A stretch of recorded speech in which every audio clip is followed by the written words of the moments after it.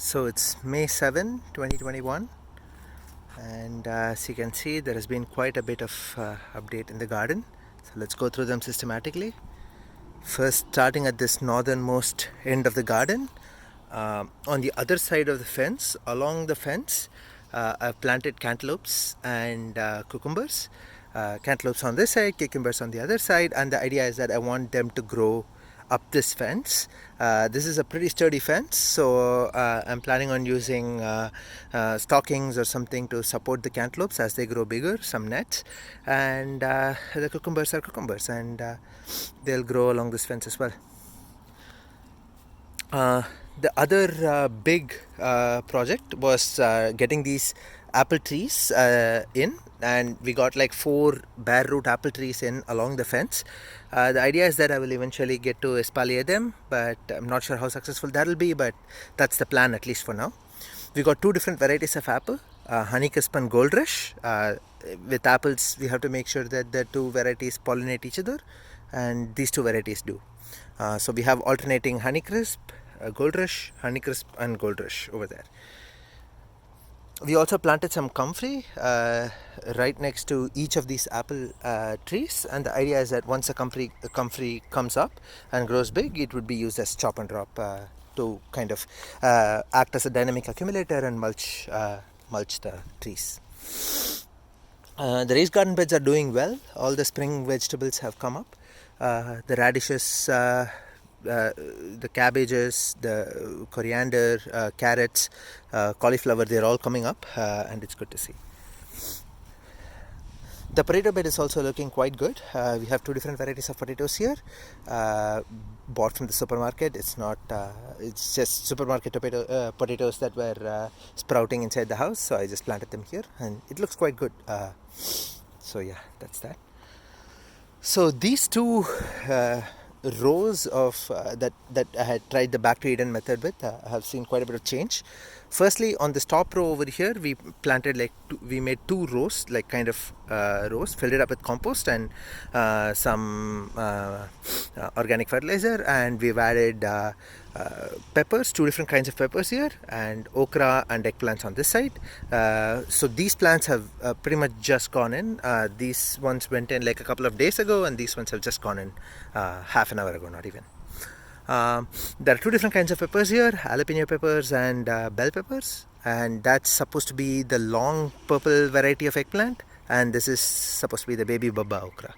So let's see how they perform. I also put wood chips to mulch this area and set up this whole arbor, and the idea is that for the first year I'll grow annuals on this arbor, and over time I've planted grapes, and the idea is that the grape will over time take over this arbor. I still probably will keep the other half of the arbor for annuals on an extended basis. It really depends. So this is the grape plant we planted. This is a green grape, which is Niagara grape. It's a good variety to grow here because we are in 6B, New Jersey, and this variety was developed specifically for New York. So it's good to grow varieties that are specifically developed for Northeast United States in this area. On the north side of the trellis, we've also added a couple of 3 blueberry plants that are pretty new, I think. So we have a peach sorbet blueberry here, we have a pink icing blueberry here, and this one is a Chippewa variety, I think. So we already had like 3 blueberries planted here. For whatever reason, one of them didn't come up or hasn't woken up quite yet. I think it's dead at this point, but the other 2 are doing quite well, and the 2 blackberries here are doing quite well as well. On the southern side of this trellis for this year, the annuals we planted 6 different varieties of tomatoes, and the idea is that they're all indeterminate tomatoes, and they will grow up this trellis for this year. There are 6 different varieties here. There are 3 hybrids and 3 heirloom varieties of tomatoes, and all the tomato seeds I started, except for the Silvery Fir Tree tomato seeds, tomatoes you'll see later. Except for those, all the other tomato seeds I started have pretty much died, and I think it's because I started them too early. I started the seeds in February, so this is a very valuable lesson. From next year onwards, I'm going to make sure that I start the seeds only in in maybe early April. That way the plants can be like transplanted at just the right stage. The plants I had, I think they completely got root bound and strangled themselves to death. The onions here are also looking fine. Last time I mentioned that I had some onion sets planted here and also walking onions. The walking onions have come up really well in big clusters, as you can see here, but the onion sets are also doing quite well. So the other big update that has happened to this Bactridian patch is I pulled back the wood chips and laid down some compost and planted shelling peas here and made this makeshift trellis for them to go up. So this is just 2 electrical conduits, conduit pipes, and some chicken wire or this kind of grid pattern fence going between them. I'll see if they can support the weight of the peas once the plants kind of grow up and are loaded up with fruit. If they're not, then I'll end up switching this, pulling this out and putting something more robust in, perhaps with T-posts. So that's the plan for this area. I'm also going to be planting annuals between the peas and the onions. I have plans for planting more okra plants and maybe some pepper plants there as well.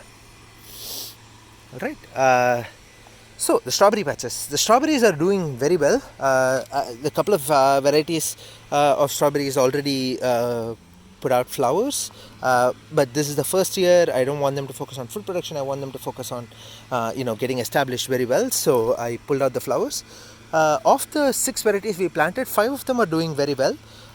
It's just this one variety which is quinault strawberry that has completely died, and the fact that 5 varieties, all plants survived and one batch, all 10 plants died, makes me think that this set of 10 plants were probably dead on arrival pretty much.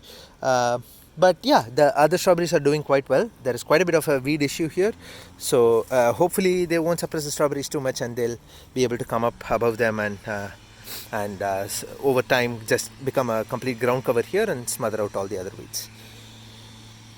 Alright, so just south of this strawberry, in these patches here, I've planted borage and garlic. The idea is that the garlic is supposed to be a confuser, aromatic confuser, and the borage is supposed to be a pollinator, which is supposed to be very good in conjunction with strawberries. Some people also claim that it's supposed to improve the flavor of strawberries. I'm not so sure about that, but yeah, it is what it is. So, further downhill, here we had these 2 wildflower patches. Clearly the grass has poked through and come up quite vigorously, but I do see a lot of these wildflower seeds have sprouted, so I'm quite excited about that, to see how they grow and what kind of flowers we see here. Just on the north side of this wildflower patch, I've also planted poblano peppers here.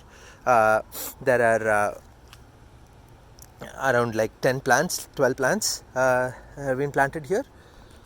I also put in a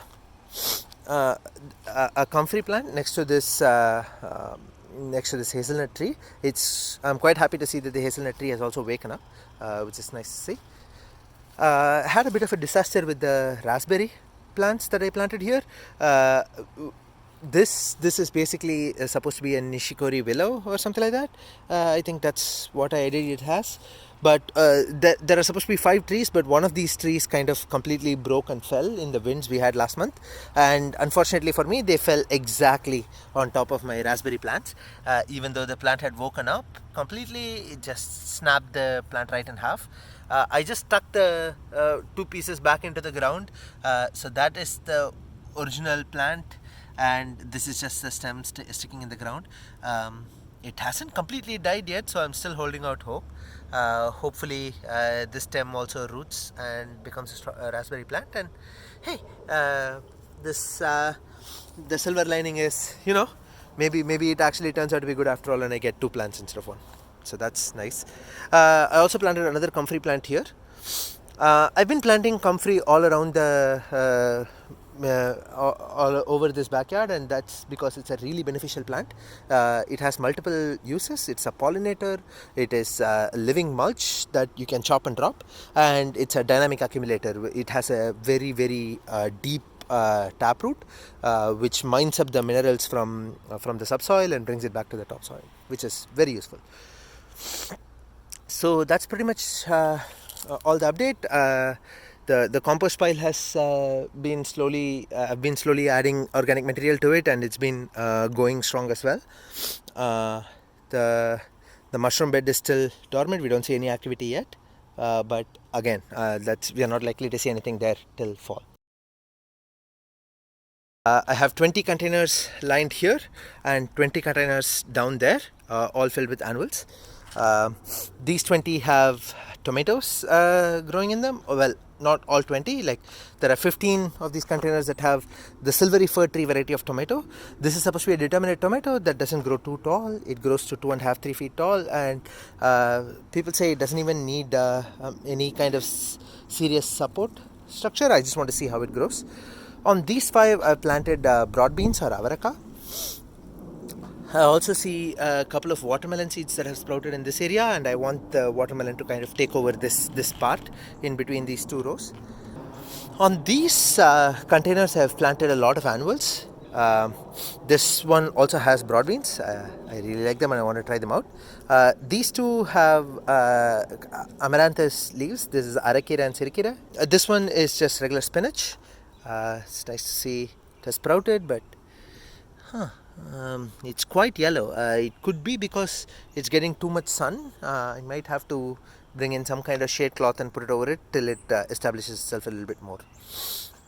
Also, I have to set up drip irrigation for them, and once that is done, the moisture will also be more consistent and allow the plants to thrive. So these are the next 4 of these containers have 4 different varieties of beans. Then we have 2 varieties of carrots. This has beetroots. This is borage again. This is nasturtium. These 2 containers have nasturtium, which is kind of like an edible plant, but it's mainly grown for its very beautiful and vibrant flowers. On this, I have some broccoli planted. Looks like one of them seems to be doing well. The other is kind of not doing so great. This one has dwarf sunflower that I started. I'm quite excited to see how they come up. They're supposed to not grow super tall and be container friendly, so waiting to see how that performs. And these 4 also have broccoli plants in them. For the final update, we are in the front yard of the house. These 2 have pear trees in them. I've also planted like some comfrey and some kind of ground cover on each of them. And they are 2 different varieties of pears. They are both Asian pears. This is supposed to be the Hosui pear. Hope I'm saying that right. And that's supposed to be the Korean giant. And in this large guild over here, we have 2 cherry trees, some comfrey, some borage, and I'm also going to be putting in more plants over here, beneficial plants.